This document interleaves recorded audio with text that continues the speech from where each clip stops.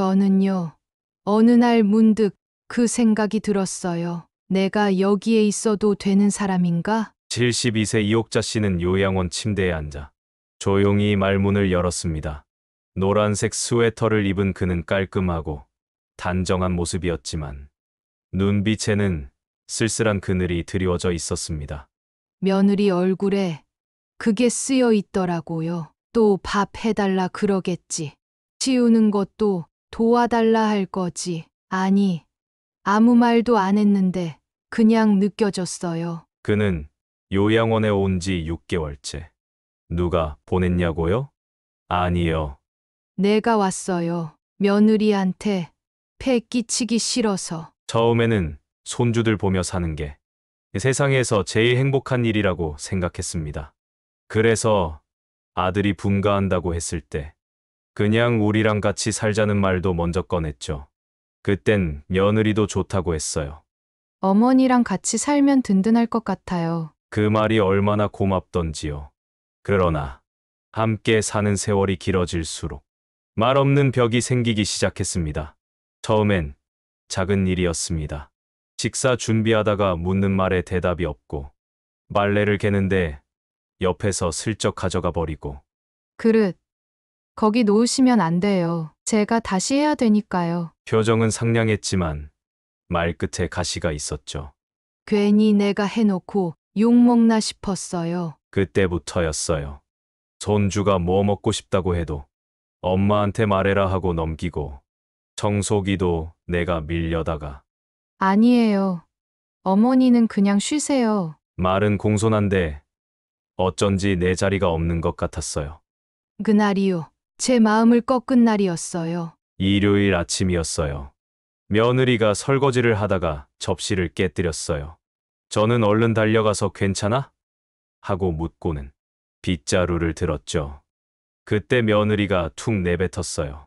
어머니, 그냥 좀 앉아 계시면 안 될까요? 순간 숨이 막히더라고요. 나는 그냥 도와주려던 건데 그 말투가요. 왜 자꾸 나설까 하는 짜증 같았어요. 그날 밤, 방 안에서 혼자 손등으로 눈물을 훔쳤어요. 아들한테 말하려고 하다가도 그 얼굴 떠오르면 괜히 내가 이기적인 것 같고 자식 키워서 뭐 하냐고들 하잖아요. 그 말이요. 그날따라 너무 아프게 박혔어요. 며칠 뒤 아들에게 말을 꺼냈어요. 내가 나가 있을까? 당분간. 그랬더니 아들이 뭘 했는 줄 아세요? 엄마 무슨 소리야? 왜 그런 말씀을 하세요? 그 말에 울컥했어요. 근데 딱 거기까지였어요. 며느리는 아무 말이 없었어요. 그저 뒷모습으로 조용히 설거지를 했죠. 그 침묵이 제 마음을 확실히 정리하게 만들었어요. 다음 날 새벽 이불을 개고 옷을 챙겨 넣고 몰래 나올까 하다가 그래도 사람 사는 도리로 식탁에 쪽지를 하나 남겼어요. 미안하다. 내가 조용히 나가 있을게. 너무 신경 쓰지 마라. 그 쪽지를 본 며느리가 무슨 표정을 지었을지 저는 모르겠습니다. 하지만 분명한 건 그 집에서 나온 뒤 한 번도 전화가 오지 않았다는 사실이에요. 며느리가 불편해하지 않는 것만으로도 잘한 선택이라고 생각해요. 그가 말하며 입가에 씁쓸한 미소를 지었습니다. 이옥자 씨는 지금 작은 요양원에 머물고 있습니다. 복도에는 고요한 클래식 음악이 흐르고 창밖에는 잔잔한 햇살이 머뭅니다. 여기가요. 생각보다 따뜻해요. 밥도 잘 나오고, 간호사 선생님들도 친절하고, 무엇보다 누군가의 눈치를 안 봐도 돼요. 그녀는 말합니다. 여기가 내 집은 아니지만 그래도 내 마음은 평안해요. 그 말이 왜 그렇게 울컥하게 들리는 걸까요? 사실은요.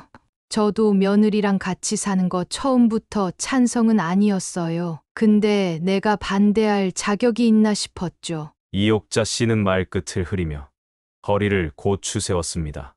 요양원 창밖으로 내리는 햇살이 그녀의 눈가를 비췄습니다. 그녀의 지난 세월도 그 햇살처럼 잔잔했지만 속은 태양보다 뜨거웠습니다. 나는 평생을 그렇게 살아왔어요. 참고, 참고, 또 참고. 그래야 가족이 평안하다고 믿으면서. 그녀는 젊은 시절 남편과 함께 작은 잡화점을 운영하며 두 아들을 키웠습니다. 장사 끝내고 들어오면 새벽이었죠. 애들은 자고 있고 남편은 거실에서 술에 취해 자고 있고 살면서 손에 돈 좀 쥐어본 적이 없었답니다. 하루 벌어 하루 쓰기 바빴고 가끔 남편이 벌어다 준 돈도 술값으로 다 빠져나갔습니다. 그래도 내가 가정 지켜야 한다는 생각 하나로 살았어요. 애들만 잘 크면 그걸로 됐지 뭐. 첫째 아들이 대학에 들어갈 때 본인 옷 한 벌 사지 못하고 종일 일한 돈을 등록금에 쏟아부었습니다. 속옷 하나, 새 걸 못 샀어요. 누런 티셔츠 한 장으로 여름을 났으니까요. 둘째는 공부보다 기술을 택했고 막내 아들인 진우가 결혼한다고 했을 땐 속으로 기뻤지만 한편으론 서운하기도 했답니다. 애를 그렇게 키웠는데 결혼하고 나면 나 같은 건 뒷전이더라고요. 결혼 전 며느리는 지극히 예의 바르고 싹싹한 사람이었다고 합니다. 결혼식장에서 고개를 숙이며 어머니, 제가 잘할게요. 하던 모습이 선하답니다. 그때는 믿었어요. 우리 며느리 진심으로 나를 가족처럼 생각한다고. 그러나 결혼 후 첫 명절, 그 믿음은 조용히 흔들리기 시작했습니다. 어머니, 이건 저희가 준비할게요. 어머니, 힘드시면 그냥 앉아 계세요. 말은 분명 배려였습니다. 하지만 옥자 씨의 마음은 복잡해졌습니다. 내가 불편한 존재인가? 아들이 직장을 그만두고 재취업을 준비할 때 며느리는 자주 한숨을 쉬었습니다. 그런 날이면 어김없이 집안이 싸늘해졌습니다. 그럴 때 옥자 씨는 멀찌감치 앉아 아무 말도 하지 않았습니다. 하지만 속은 새까맣게 타들어갔습니다. 나만 없어지면 다 평화로워질까봐 그런 생각까지 했어요. 그래도 한번 큰 용기를 내어 며느리와 마주 앉아 진심을 꺼낸 적이 있었습니다. 내가 많이 불편하게 하나? 그 말에 며느리는 아니요, 어머니. 그런 말씀 왜 하세요? 그렇게 말은 했지만 눈은 피하더랍니다. 그날 밤 이불을 뒤집어 쓰고 조용히 울었다고 했습니다. 내가 평생을 가족 위에 살았는데 이제는 내 자리가 없구나 싶어서요. 옥자 씨는 며느리와 아들이 처음 분가하겠다고 했을 때 극구 반대하지 않았습니다. 어떻게 보면 내 마음 한켠에서도 이젠 좀 쉬고 싶다는 생각도 있었나 봐요. 하지만 이사 날 마지막 박스를 나르는 아들의 뒷모습을 보며 옥자 씨는 말 못할 외로움을 느꼈다고 합니다. 혼자 살게 된 첫날 밤, 불 꺼진 방 안에서 가만히 천장을 바라보며 이렇게 중얼거렸다고 합니다. 이제 진짜 혼자네. 그 말은 외로움이 아니라 스스로에게 보내는 위로 같았습니다. 이제 남 눈치 보지 말고 살아야지. 하지만 세상은 그렇게 호락호락하지 않았습니다. 이유. 며느리 쪽에서 먼저 어머니, 우리랑 같이 사시죠. 라는 말을 꺼냈고 아들은 덧붙였습니다. 엄마 혼자 계시는 거 마음이 안 편해. 같이 살자. 그 말에 마음이 기울었던 것도 사실입니다. 누구보다 아들의 진심을 느낄 수 있었기 때문이죠. 그렇게 다시 함께 살게 되었지만 옥자 씨는 서서히 자신이 집 안에서 점점 작아지는 걸 느껴야 했습니다. 분가도 재동거도 다 내가 원한 게 아니었어요. 하지만 내가 선택한 것처럼 스스로를 계속 설득했죠. 그래야 덜 외로우니까요. 이옥자 씨는 고개를 들었습니다. 근데요, 지금 생각해보면 그때 분가를 말릴 게 아니라 엄마는 엄마 인생 살게라고 했어야 했나 봐요. 그녀의 한숨엔 후회도 쓸쓸함도 그리고 이제는 조금씩 피어나는 나를 위한 마음도 묻어나고 있었습니다. 그날 아침, 평소보다 더 조용했어요. 식탁 위에 밥이 차려져 있었죠. 근데 제 밥그릇은 없더군요. 이옥자 씨는 침묵했습니다. 창밖을 응시하며 조용히 손을 모았습니다. 아침밥을 혼자 차린 적 없는 며느리가 갑자기 밥상을 차려놓았는데 제 건 없었던 거예요. 처음엔 실수인가 싶었다고 합니다. 하지만 그날 하루 내내 며느리는 옥자 씨와 눈도 마주치지 않았습니다.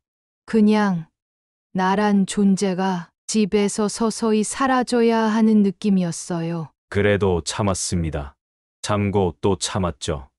하지만 점점 선을 넘는 행동이 이어졌습니다. 한 번은 며느리가 지인과 통화하는 소리가 복도 너머로 들렸습니다.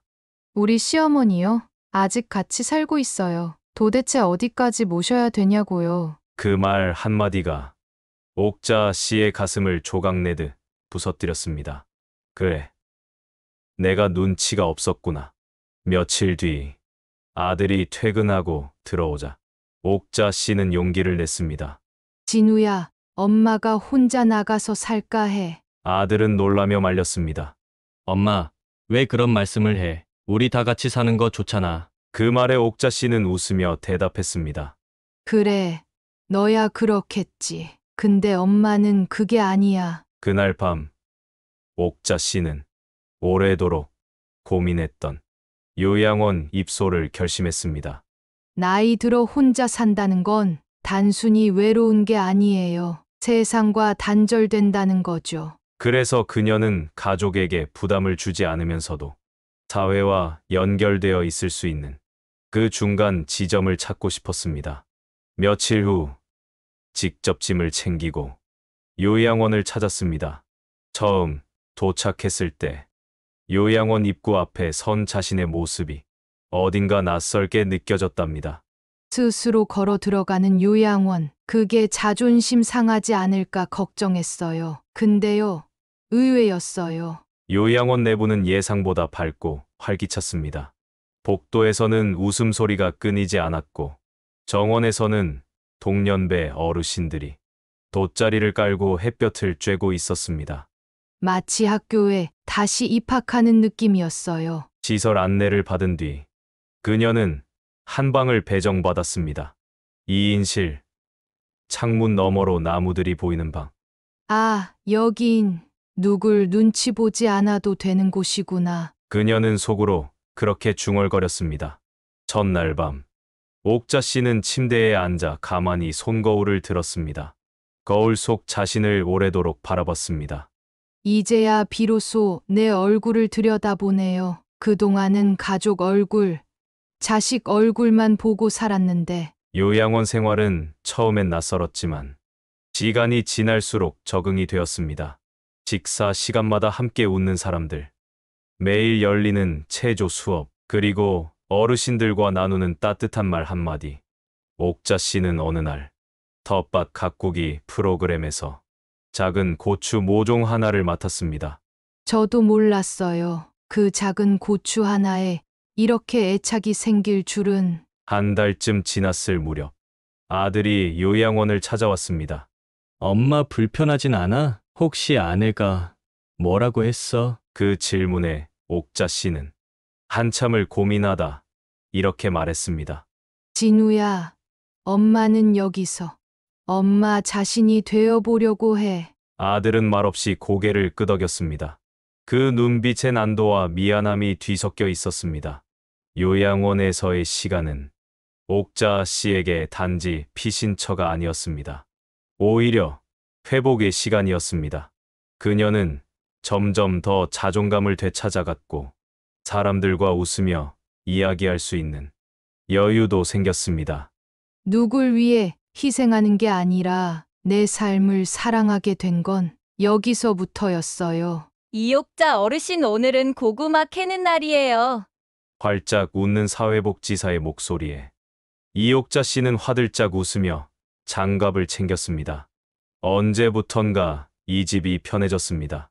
그리고 이옥자라는 이름으로 불리는 게 이젠 낯설지 않고 오히려 위안이 되었습니다.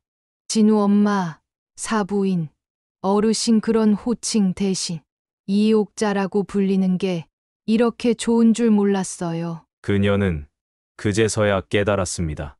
자신의 인생을 너무 오래 누군가의 무언가로 살아왔다는 거요. 요양원에서의 일상은 소소했습니다. 하지만 그 안에는 그녀가 오랜 세월 잊고 지냈던 나라는 존재가 다시 피어나는 기쁨이 있었습니다. 고구마 밭을 가꾸고 도예 수업에서 조그만 접시를 만들고 매주 금요일엔 요양원 식구들과 함께 노래 교실에서 찔레꽃을 부르곤 했죠. 찔레꽃이 피었네. 하얀 꽃이 피었네.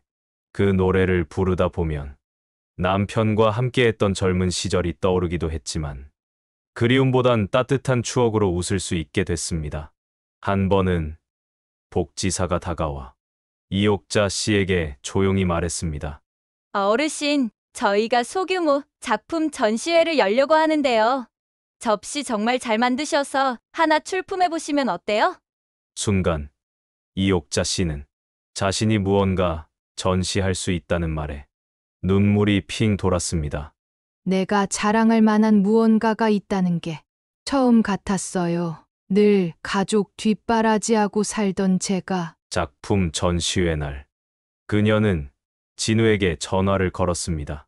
진우야, 시간 괜찮으면 엄마 만든 접시 구경하러 올래? 잠시 정적이 흐른 뒤 아들의 목소리가 들렸습니다. 당연히 가야죠. 엄마. 전시회 날 요양원 식당 한켠에는 어르신들의 작품이 예쁘게 놓여 있었습니다. 이옥자 씨의 작은 접시 위엔 직접 적은 메모가 올려져 있었죠. 지금은 내 삶을 내 손으로 빚는 중입니다. 이옥자. 진우는 접시를 보고 말없이 엄마의 손을 잡았습니다. 엄마, 멋지다. 진작 엄마가 이런 삶을 살았으면 좋았을 텐데. 이옥자 씨는 아들의 말에 고개를 끄덕였지만 이제는 후회하지 않았습니다. 이제라도 찾았으니까 내 인생이란 걸. 시간이 흐르며 이옥자 씨는 자신의 삶이 더 이상 누군가에게 기대는 것이 아닌 내가 중심이 되는 삶이라는 걸 배워갔습니다. 책상 위엔 스스로 쓴 글귀도 붙여뒀습니다. 스스로에게 미안하지 않게 살자. 주말마다 방문하던 진우는 이제 옥자 씨에게 엄마, 괜찮으세요? 가 아니라 엄마, 이번 주엔 뭐 하셨어요? 라고 물었습니다. 이 질문 하나가 그녀에겐 큰 감동이었죠. 이젠 아들도 날 하나의 인격체로 봐주는 것 같았어요. 어느 날 요양원에서 작은 문화 강좌가 열렸습니다. 주제는 노년의 자존감이었죠. 그 강사가 질문했습니다. 여러분은 지금 누구인가요? 이옥자 씨는 망설임 없이 대답했습니다. 저는 이옥자입니다. 어떤 누구의 엄마도 누구의 며느리도 아닌 그냥 이옥자예요. 강사가 미소 지으며 말했습니다. 그 말 너무 멋지네요. 삶이란 결국 다시 자기 자신을 만나는 여정이거든요. 이제 이옥자 씨는 요양원이 아닌 자기 자신에게 머무는 삶을 살고 있었습니다. 내가 왜 여기에 와야 했는지 이제는 알겠어요. 요양원 생활이 1년을 넘기며 이옥자 씨의 일상엔 작은 평화가 자리 잡았습니다. 아침이면 햇살 좋은 창가에서 커피 한 잔, 낮이면 동년배들과 도자기를 굽거나 책을 읽으며 시간을 보내는 날들. 무엇보다도 가장 기쁜 변화는 아들과의 관계가 예전과는 확연히 달라졌다는 점이었습니다. 엄마, 요즘은 엄마 얘기 듣는 게 제일 재밌어요. 어느 주말 진우가 가져온 도시락을 함께 먹으며 그가 환하게 웃었습니다. 이옥자 씨는 그 말을 듣고 속으로 생각했습니다. 내가 사는 이야기를 누군가가 귀 기울여 들어준다는 게 이렇게 따뜻한 일이었구나. 그녀는 한때 며느리에게 폐를 끼치지 않으려는 마음에 기꺼이 요양원을 선택했지만 그저 눈치 보며 사는 것에서 벗어나고 싶었을 뿐이었습니다. 하지만 지금 생각해보면 그 선택은 단순한 회피가 아니었습니다. 그건 존엄을 지키기 위한 첫걸음이었고 결국 자신을 위한 삶의 시작이었습니다. 진우는 이제 엄마에게 편하신 대로 하세요. 라는 말을 자주 했습니다. 그 말이 처음엔 무심하게 들릴 수도 있지만 이옥자 씨는 거기서 깊은 존중을 느꼈습니다. 진우야, 엄마가 너한테 너무 미안해하지 않아도 되지? 엄마, 그럼요. 전 엄마가 이렇게 당당하고 멋지게 사는 게 너무 자랑스러워요. 그 말에 이옥자 씨는 웃었습니다. 지금 이 순간만큼은 정말로 부모와 자식이 서로를 이해하고 존중하는 동반자가 된 느낌이었습니다. 어느 날 요양원에서 작은 가족 행사가 열렸습니다. 어르신 한 분이 손주와 함께 준비한 시 낭송회였죠. 다들 둘러앉아 조용히 시를 듣던 중 사회자가 말했습니다. 이옥자 어르신, 오늘 특별히 아드님이 직접 낭독할 시를 준비하셨다고 합니다. 놀라서 고개를 들자 진우가 미소 지으며 앞에 서 있었습니다. 어머니의 이름으로라는 시를 가져왔습니다. 이건 제가 직접 썼습니다. 조용히 낭독이 시작됐습니다. 어머니는 늘 진우 엄마, 며느리, 사부인으로 불렸습니다. 이름은 어디로 갔을까요? 언젠가부터 다시 이옥자라는 이름으로 불리게 된 엄마. 저는 이제야 알았습니다. 엄마는 단지 제 엄마가 아니었습니다. 한 사람의 인생이었고 혼자서도 환하게 빛나는 별이었습니다. 이옥자 씨는 눈물을 참지 못했습니다. 행사장이 조용해졌고 사람들은 박수를 보냈습니다. 이 순간 이옥자 씨는 깨달았습니다. 그저 요양원이라는 공간이 자신을 바꾼 것이 아니라 그 안에서 나답게 살겠다는 자신의 용기가 삶을 바꾼 것이란 거요. 요즘 그녀는 요양원 친구들과 함께 작은 동아리를 만들었습니다. 이름은 다시 시작해도 괜찮아. 각자의 이야기를 나누고 서로에게 위로와 용기를 주는 자리입니다.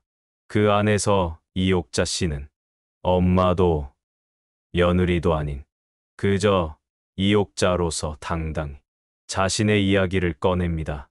그리고 매주 일요일이면 진우와 손주가 찾아와 같이 산책을 하거나 함께 밥을 먹습니다.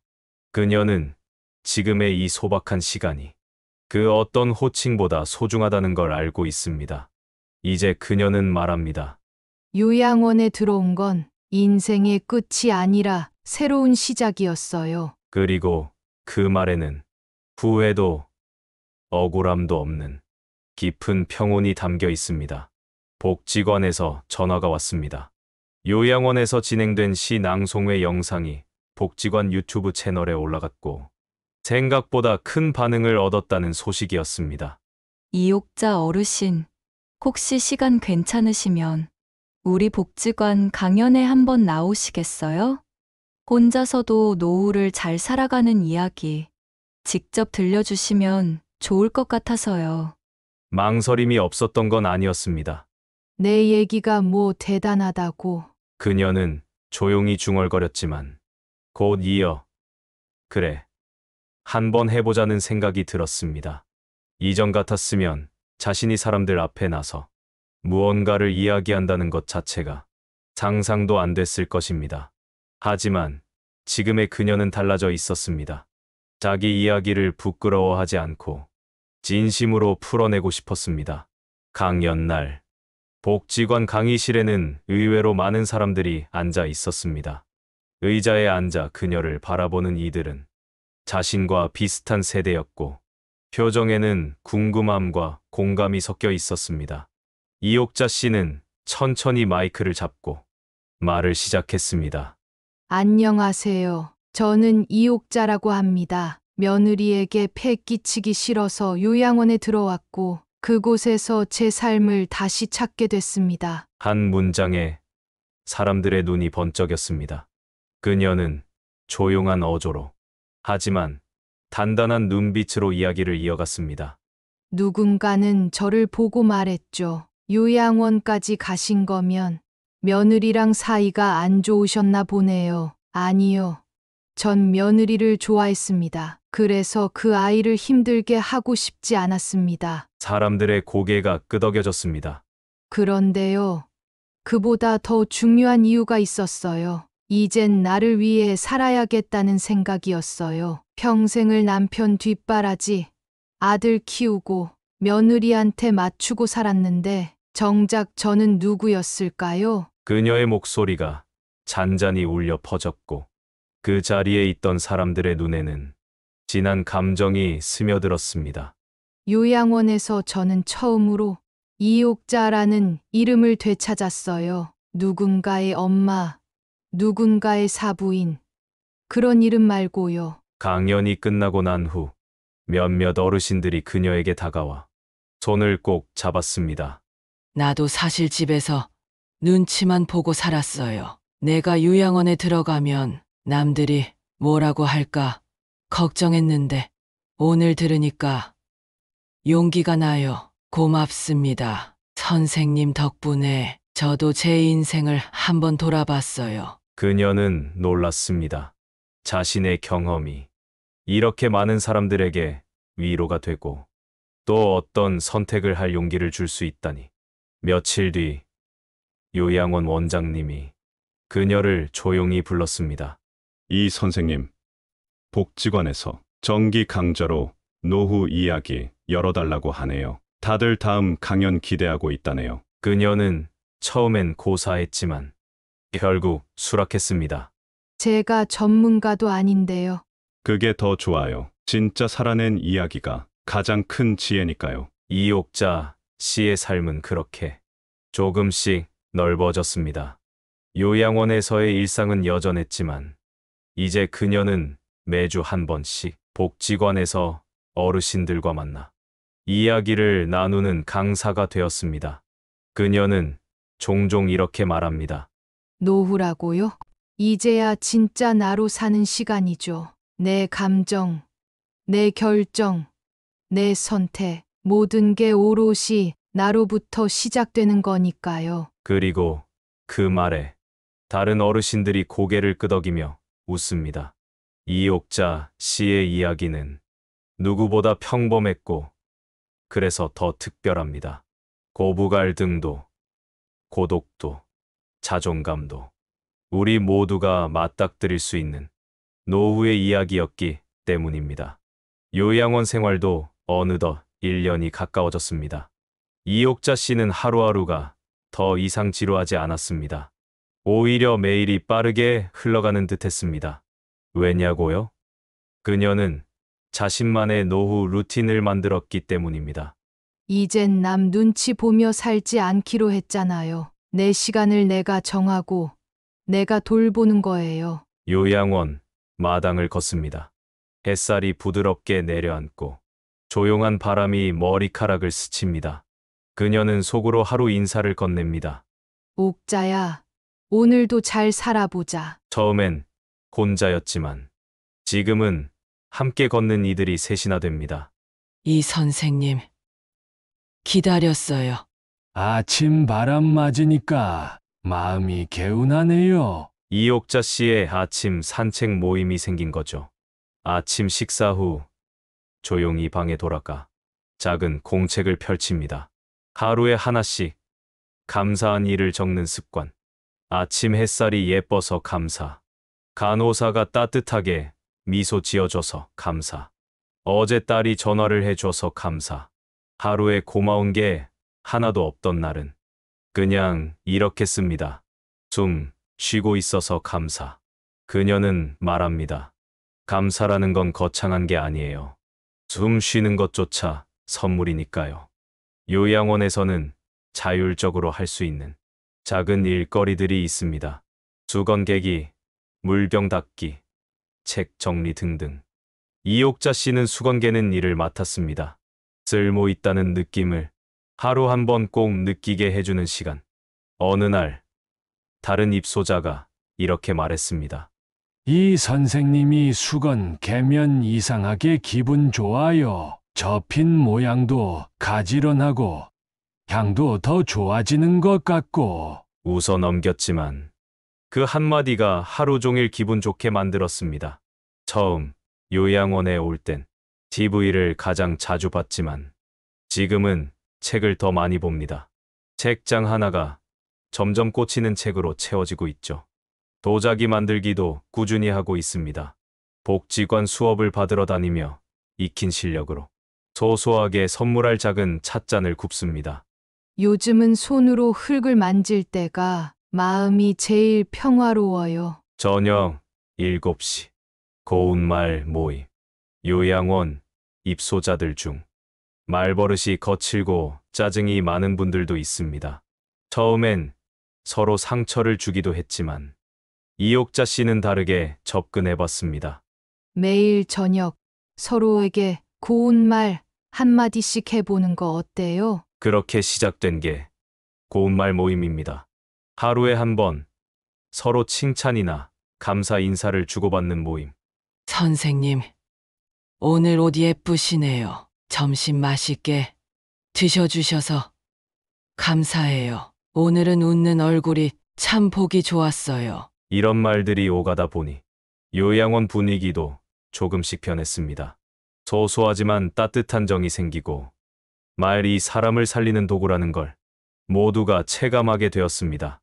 하루하루를 이렇게 채워가니 이옥자 씨는 자신이 더 단단해지고 있다는 걸 느꼈습니다. 누가 돌봐주는 게 아니라 내가 나를 돌보는 살. 그게 진짜 노후 아닐까요? 그녀는 한 인터뷰에서 이런 말을 남겼습니다. 노년이라고 다 외롭고 무기력할 거라는 건 편견이에요. 삶의 리듬을 내가 정하고 내 감정을 내가 돌보면 노후도 멋지고 당당할 수 있어요. 이 말에 수많은 시니어들이 박수를 보냈습니다. 이옥자 씨가 요양원에 들어온 지 딱 1년째 되던 날, 요양원에서는 소소한 생일 파티를 열어주었습니다. 오늘은 우리 이 선생님이 이곳에 오신 지 1년 되는 날이에요. 새로운 가족이 된 기념일이자 새로운 인생의 시작이 된 날이죠. 사회복지사의 따뜻한 말에 이옥자 씨는 울컥했습니다. 처음 이곳에 왔을 때는요. 내가 밀려난 사람이 된 것 같았어요. 자식에게 버림받았다는 자괴감에 잠도 안 왔죠. 하지만 지금은 다릅니다.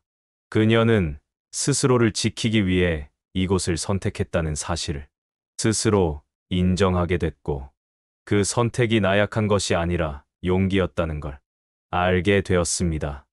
요양원에서는 누군가에게 맞춰 살지 않아도 되었습니다. 눈치 보며 숨죽이지 않아도 되었고, 마음이 힘들 때는 말을 꺼낼 수 있는 사람도 있었습니다. 이옥자 씨는 말합니다. 요양원이라는 단어가 슬프게 들릴 수도 있어요. 근데요. 저한테는 이곳이 회복소예요. 내가 나로 다시 살아가는 연습을 하는 공간이죠. 처음엔 서운했지만 이옥자 씨는 며느리와 적절한 거리를 두며 다시 관계를 정립했습니다. 며느리도 시간이 지나면서 이옥자 씨의 결정을 이해하게 되었습니다. 과거의 긴장감은 어느 정도 풀렸고, 지금은 공손한 전화와 명절 방문 정도로 관계를 이어가고 있습니다. 자식과도 거리라는 게 필요하더라고요. 가까워도 문제, 멀어도 문제, 딱 적당한 거리가 서로를 살려요. 노년의 고요한 시간 속에서 이옥자 씨는 스스로에게 자주 물었습니다.